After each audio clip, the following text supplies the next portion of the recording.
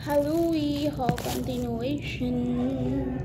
Yung lang kakauwi ko lang kasi right now, right at this very moment.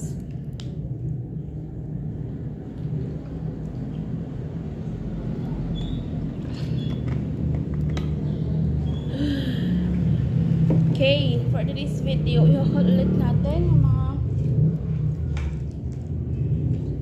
napabili ko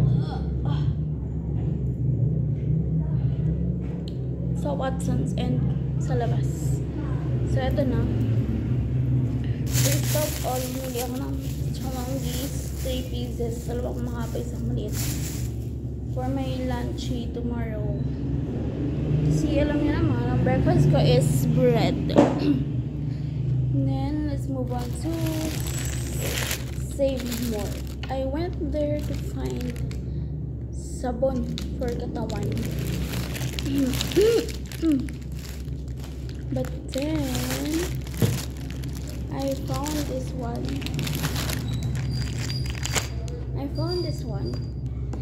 This is, I'm looking at price. I throw the receipt cause nabutas yung kanilang paper yung pinagalagyan nila paper bag. Nalaglag tong mga item na binili ko. Buti hindi nabasag to. So, for 149, yeah, as far as I can remember, this is 149 for 450 ml na lemon fresh with vitamin C body wash.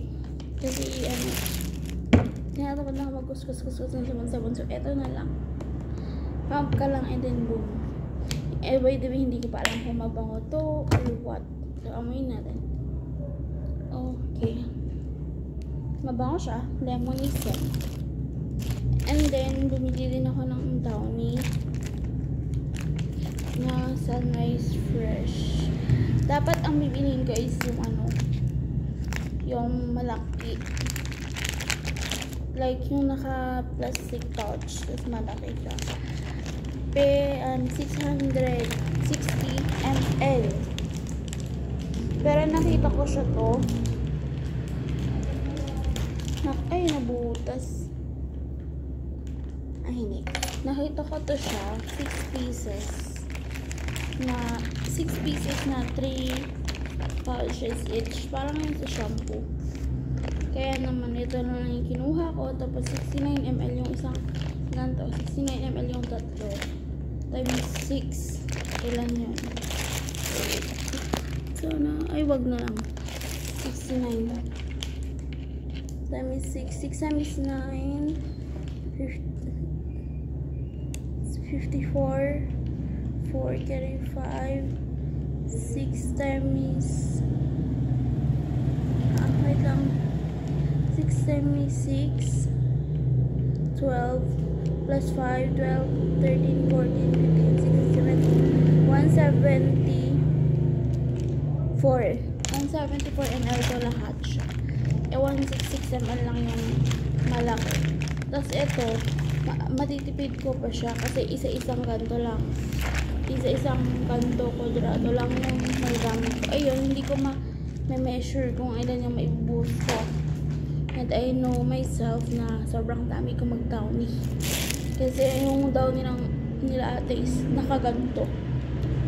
Tapos yung meron siyang takip na measurean. Pero hindi ko na measure eh. Buhos lahat. Ganun. Tapos, pumunta naman ako ng Watsons. Kasi, meron lang ako sabihin, hindi ako na dito nagandahan. Natakot ako for myself. Kasi, mura lang to. Like, 44 pesos. And then, 216 pieces na siya. And this is from Westmont. And this is made in China. Alam niyo naman, made in China, ineme. And natakot ako kasi nung bumunta ako, and nung check ako sa TikTok ng mga hydrocolloid pimple patches, isang ganito lang, 99 pesos. Bigla akong na-scare. Tapos, Ito pag inaamoy mo siya, amoy nasunog na plastic. Ganon. So, pang lang talaga to. Nakakatakot siya ilagay sa pimple, lalo na pag buhay yung pimple mo, like kakatubo niya lang, ganon. Nilagay ko pa man din to sa pimple ko kanina, and tignan nyo, hindi talaga siya hydrocolloid. Papakita ko sa inyo mamaya kung ano itsura ng hydrocolloid. So, ganyan siya. For context, nag-alcohol po ako. Ganyan siya, and then pag hinihila mo siya, ayan, ganyan yung effect. Tapos, naiiwan yung color blue. Ayan, naiiwan yung color niya na blue sa kamay ko. Ayan. Shucks, seka lang. Ayan, naiiwan sa kamay ko yung color, para siyang pink. Tapos, pag hinila mo siya, hindi siya talaga hydrocolloid. Ayan. See, kita niyo nag-clear, natanggal yung kanyang color. Para siyang ganito, para siyang ganito ang plastic. Kapag hinila mo, ganyan siya, diba? Nagiging white, nawawala yung light. And eto, papakita ko sa inyo yung hydrocolloid. So, kung ako sa inyo, wag na kayo bumili nito dahil hindi talaga siya kapaning-paniwala. Pasensya na kung napabili ako kasi hindi ko talaga paalam na mahal pala talaga ang pimple patches, acne patch. Especially yung pampadry ng pimple, ganun. Nasa siya, 99 yung isang ganito, 30 pieces, ganun. I mean 30 patches. Ito, 216 patches. Hindi ka paniwala. Ngayon, napakita ko sa inyo hydrocolloid. Ito, nilagay ko sa aking pimple na kakatubo lang kaninang umaga. Ayan siya. Ayan, ang laki, diba? Kita nyo. So, ayan, nag-alcohol ako. So, ganito yung hydrocolloid. Kita nyo. Nahihila siyang ganyan. Pero, bumabalik sa shape. Ayan, kahit hilain mo pang ganyan, stretchy lang siya. Ganito talaga yung hydrocolloid. Stretchy siya. Na hindi siya na pupunit. Ayan, parang lumulaw lang siya.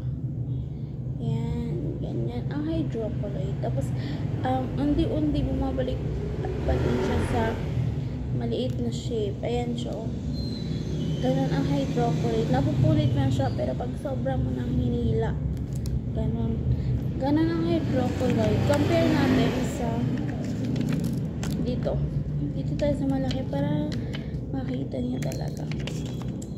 See? So, unang hawak ko palang magaspang. Unlike ito na jelly type, jelly-like yung kanyang feeling, malambot na parang naghahawak ka ng slime, ganun. Ito matigas siya. And pag ginaganyan mo siya, tunog plastic.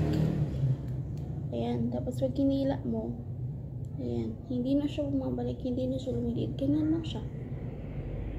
Ayan. Tapos ayan, dumidikit yung mga paints sa kamay ko. Ayan. Ganyan. Nakita niyo ba yung hydrocolloid kanina? Pag ginaganto-ganto mo siya, wala, hindi siya nagkaganan-ganan. Ganyan lang siya. Na-stretch lang siya. Ganyan. Hindi siya yung bumabalik-balik. Ito, ganyan na lang talaga siya. It's the difference ng hydrocolloid at hindi hydrocolloid. Although, wala naman nakalagay dito na hydrocolloid siya. Pero dapat ang mga pimple patches should be hydrocolloids. Yan. So, dangerous siya na panglagay sa pimple. Pang fashion lang talaga to. Kaya naman, tumakbo na ako sa Watsons para bumili ng dalawang acne patch. Ito, Watsons acne patch. Ito is, siya, yun yung pinakita ko sa iyo kanina, yung research, yung galing dito, yun, ito siya yan. So, nag-absorb siya ng secretion or ng tubig-tubig ng pimple mo. Tapos, waterproof siya and breathable. Nakakahinga pa din yung pimple mo kahit na may takip siya. Ganon. So, ayan siya. Clean and dry skin and hand before use. So, kailangan malinis yung kamay mo bago mo siya gamitin. Tapos, kumuha ng patch and then apply acne patch. Fix it tightly by pressing on the rim sa mga gilid-gilid. And then, place when the acne patch turns. Replace. Pag nagputi na yung acne patch, palitan mo na siya. So, di ba ganyan siya? Clear. Pag naging white na siya, like, ganyan, palitan mo na siya. So, ano siya? 78 hours. Ayan, pang-protect ng acne at pinoprotektahan yung acne sa dumi at mga contaminations na iba pa. Ito naman, nabili ko sa Watson's ng Save More, ang Lux Organics Hydrocolloid. Ito pala is 24 pieces, 99. 24 batches. So, ina lang siya.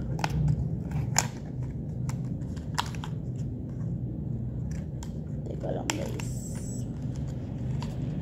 OMG. Make sure na malinis ang kamay niya pag naghawak kayo ng mga ganito. Ayan siya. Ganyan lang. Ganyan yung itsura niya. And sa isang ganito, 1, 2, 3, 4, 5, 6, 7, 8, 9, 10, 11, 12. Sa isang ganito, 12 ang laman.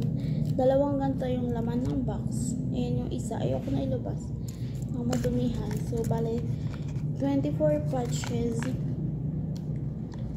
And 99 pesos. So, diba? Believable. Unlike this one, 216 patches. 34 pesos lang. Sis. Ayan. So, pwede siya i-apply before makeup. Ayan o, nag-iiwan talaga yung color ng ano. Inano natin kanina. Ito naman, 48 patches, 219. Medyo mahal to guys. Ito, Hydrocolloid Acne Patch. Ito walang nakalagay na Hydrocolloid, pero Hydrocolloid siya. Ngayon, ito yung nilalagay ko sa aking pimple ngayon. And then, iaano ko na siya overnight. Magpupasa ako ng mag-alcohol na.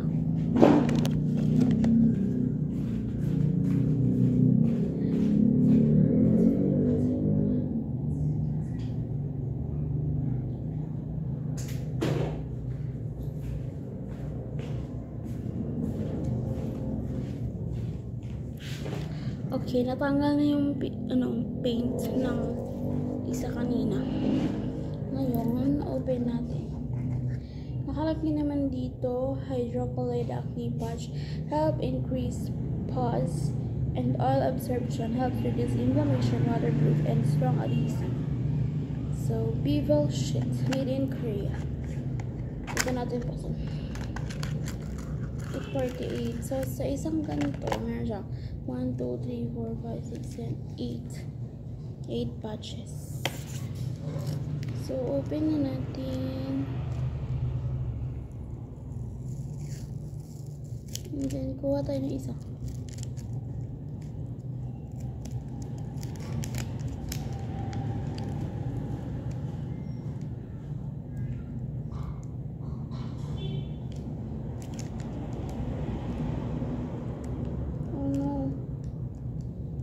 Baka Hydrocolloid.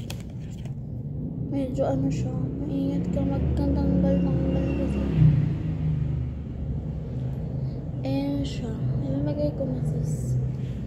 Wala nang tumbik-tumbik pa. Kailangan nyo ng mirror eh.